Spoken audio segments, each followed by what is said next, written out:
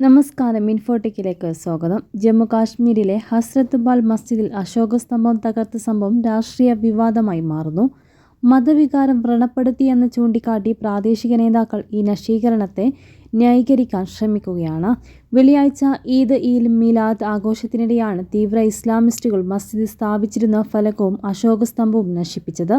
നവീകരണ പ്രവർത്തനങ്ങൾ പൂർത്തിയാക്കിയതിനു ശേഷമാണ് ജമ്മു കാശ്മീർ വഖഫ് ബോർഡ് ഈ ഫലകം സ്ഥാപിച്ചത്. അതേസമയം ദേശീയ ചിഹ്നം തകർത്തവരെ അനുകൂലിച്ച് മുഖ്യമന്ത്രി ഒമർ അബ്ദുള്ളയും രംഗത്തെത്തി. ആദ്യത്തെ ചോദ്യം ചിഹ്നം കല്ലിൽ കൊത്തിവെക്കണമെന്നായിരുന്നു എന്നാണ്. ഹസ്രത്ത് ബൽ ദേവാലയത്തിലെ കല്ലിൽ ചിഹ്നം കൊത്തിവെക്കേണ്ടത് നിർബന്ധം എന്തായിരുന്നു? ഒരു ഫലകം സ്ഥാപിക്കേണ്ട ആവശ്യമില്ലായിരുന്നു.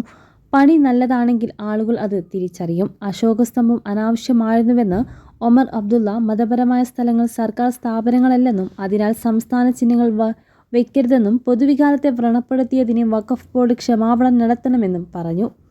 ദേശീയ ചിഹ്നം തല്ലി തകർത്തത് അക്രമമല്ല, മറിച്ച് വികാരത്തിന്റെ പ്രവൃത്തിയാണെന്നാണ് മുൻ മുഖ്യമന്ത്രിയും PDP നേതാവുമായ മെഹ്ബൂബ മുഫ്തി വിശേഷിപ്പിച്ചത്. മാത്രവുമല്ല, അശോകസ്തംഭം സ്ഥാപിച്ചത് ഞങ്ങൾക്ക് ദൈവനിന്ദയാണ് എന്നും മെഹ്ബൂബ മുഫ്തി പറഞ്ഞു.